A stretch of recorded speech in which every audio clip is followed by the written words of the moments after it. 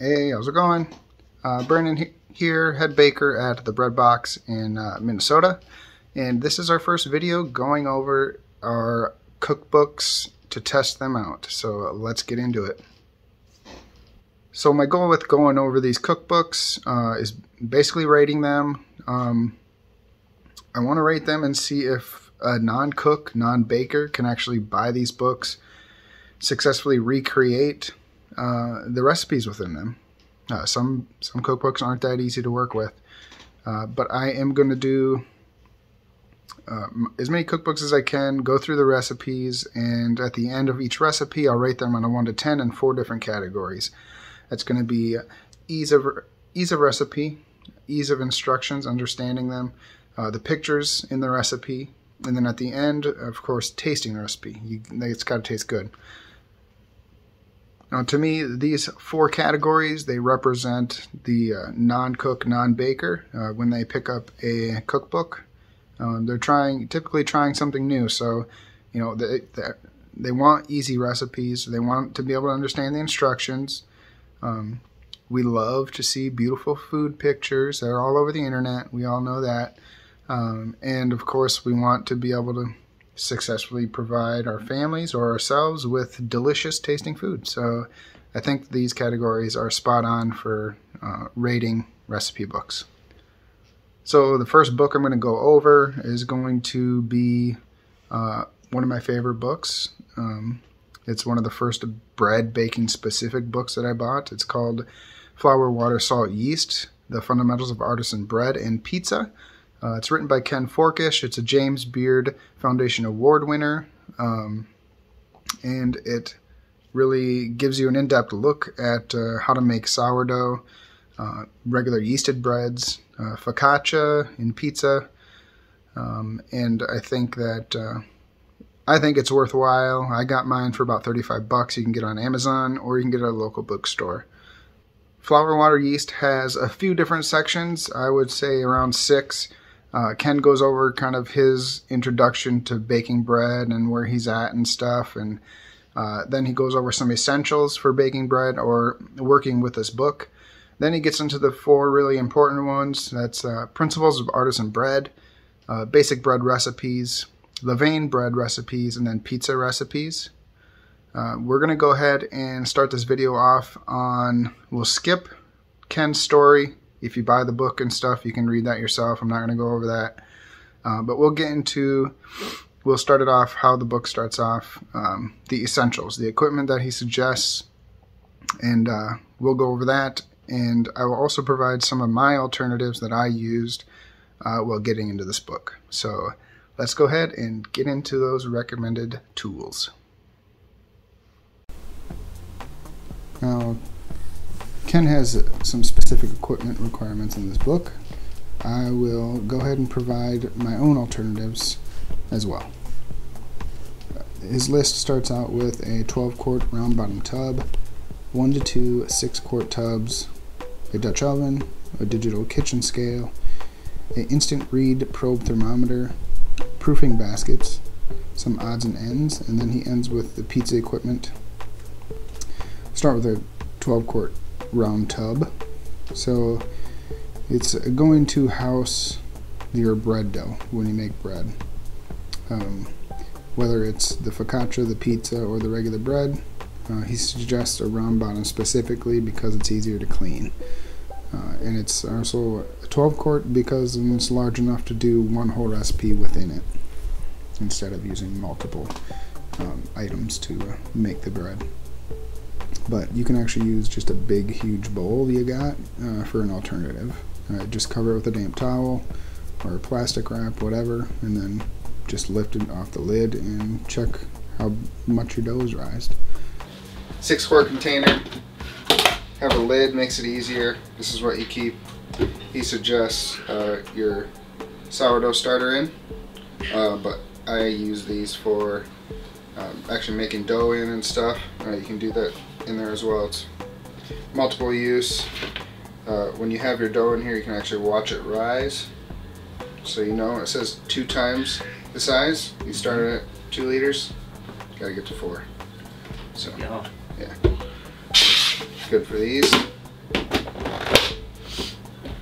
probably one of the most important for a home baker is a Dutch oven. He suggests these to bake in. They will provide the steam for the bake, and what I do is I cut parchment out, put the bread on the parchment, stick it in the Dutch oven, close it, and then put it in the oven. This creates steam on the inside, almost like when you put it inside of an oven, it creates its oven inside of an oven. Oven inception. But you don't want it covered the whole time. You do about 2/3 of the time it says to bake the bread. That way you take off the lid, you take the bread out, and then this crust starts to form. That's where you get the brown crust. Otherwise it will just be all white and pale and flabby and nasty looking. So the other things you can use is a baking sheet. You want a heavy bottom baking sheet as it helps distribute the heat. You're still going to want parchment on there, else it's going to stick, and that's not fun.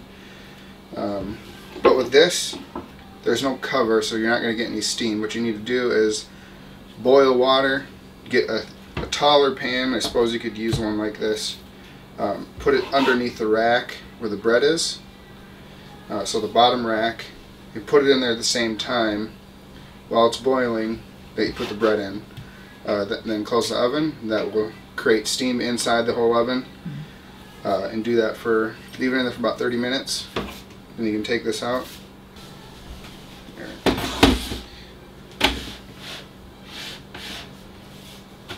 Next item he suggests, digital kitchen scale.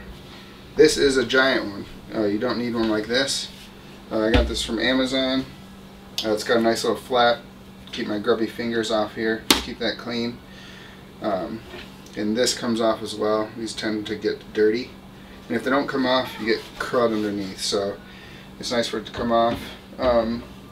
This is the only item I don't have a different recommendation for. You need this item more than anything else. There's no substitute for it. It measures to the T how much you need of everything, flour, water, whatever, and it's good for just cooking recipes.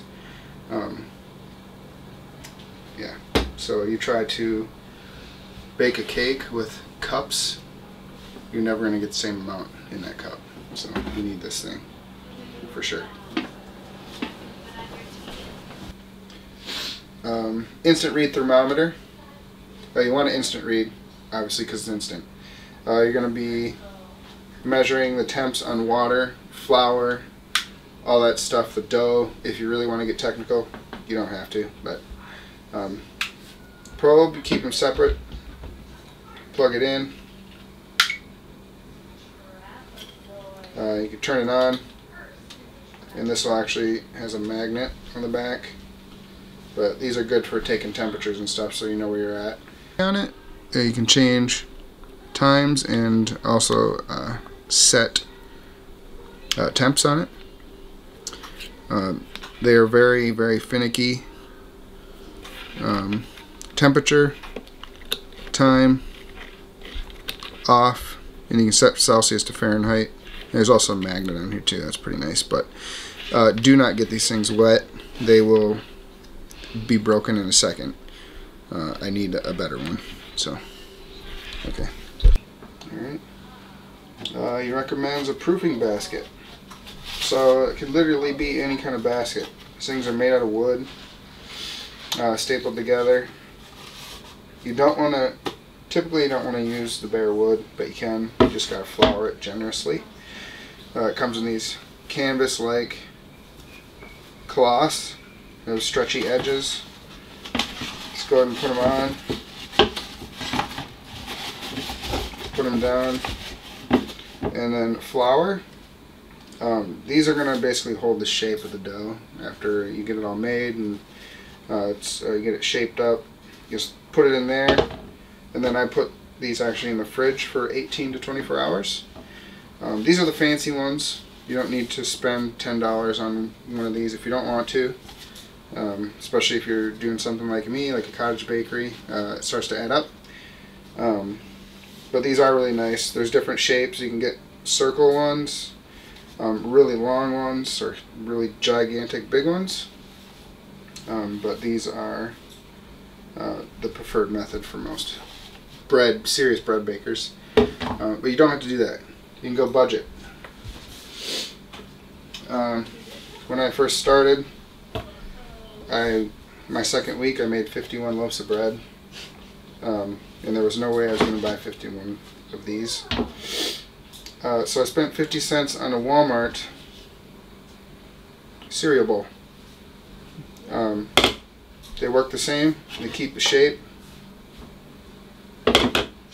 All you have to do is put a cloth in there to hold the flour.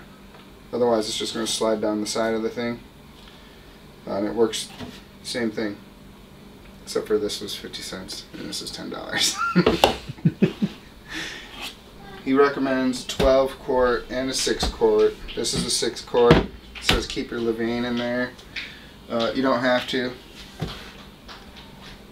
You can keep it right inside this thing. I'm sure you're familiar. It's a mason jar. Get it right in Walmart.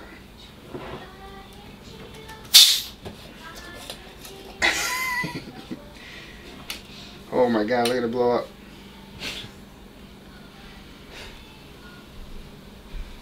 So yeah, you can just keep your levain in there. That way you don't waste a bunch of flour trying to keep it in this gigantic thing.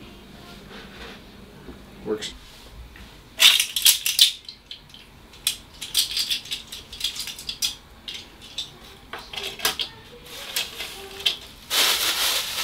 Alright. Odds and ends, he suggests, obviously oven mitts. You can't take things out of the oven without oven mitts. You burn yourself. These are Of Glove. They're nice. They fit around your hand good. They have an inner lining too, which is kind of annoying because it's like your winter gloves. It'll pull out of your hand and like go inside out. Mm-hmm. That's super annoying. But they work okay. Measuring spoons. These you don't necessarily need these. I do big enough amounts to where I don't need these, but these are for things like commercial yeast if you're using that at all. To measure those really tiny amounts, because most scales won't measure, half a teaspoon in weight in grams. So that's why you'd use these. Oven thermometer. Not a single oven is the actual temp of what it says. It never is. So you want one of these. They're super cheap. Get them in Walmart, off Amazon. Plastic bag. These are super cheap too. Get these at Walmart or Hy-Vee or Target, wherever. These basically, you put your bread in the proofing basket. And you put this over the bread and tie up the end. And then it's got its own little ecosystem. It doesn't dry out in the fridge. Otherwise it will just get a dry, hard skin on the top and that's no good. Another thing, it's not in the book for him recommending it, but these are bench scrapers. I've got a metal one. This is good for dividing dough. So cut the dough like so, and then also when you have a dirty surface, you can scrape up dough and stuff like that. Or like you make spaghetti and put your spoon on the counter and you don't clean it up for 2 days and you just it'll come right off. And this is a plastic one. These ones are nice for actually scraping the dough out of the container because they flex around the edge of the container, whereas this one is rigid and would scrape the plastic and you get little plastic bits in your dough. So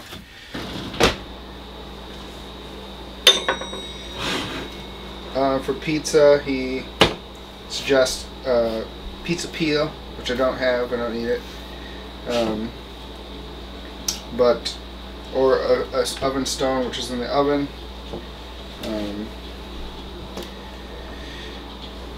But if you don't have that stuff and you want to go cheap with something you probably already have, you make pizza on this baking sheet.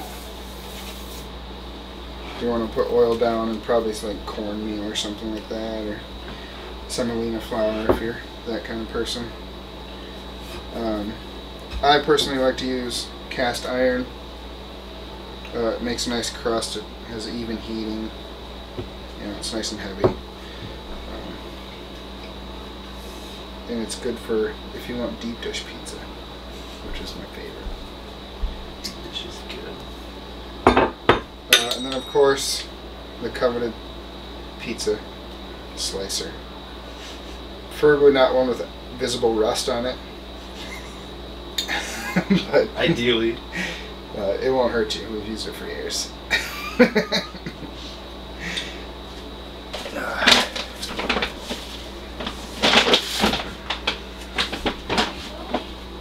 Okay, how to make bread? You need flour.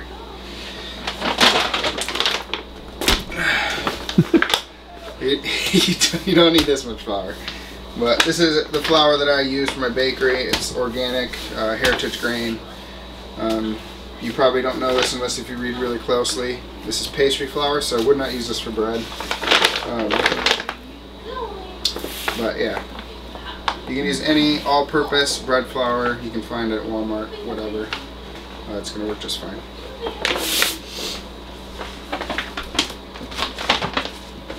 Other things you need: salt, and if you choose yeast, commercial yeast,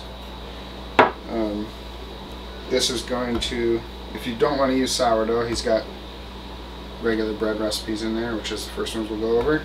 You use something like this, be quick rise, and then you can just use regular kosher salt, table salt, iodized salt, whatever. But I use the Celtic sea salt. Alright, that's it for that section. The essentials, pretty straightforward. I suggest if you're starting, use the alternatives that I have. It's going to make it a lot cheaper, a lot more familiar. But this is a good section. It really helps a beginner start in the bread journey. I will go over basic yeasted breads next in the book, and then after that we'll start sourdoughs. But that is it for this video. Like, subscribe, hit the bell so you get the email notification when I put stuff up, and then leave a comment if you would like. That always helps. At least I hear it helps the algorithm. I'm not totally sure. I'm still new to this, so don't be too harsh on me. Please, I beg you, I beg you. But I will see you next time. Take care.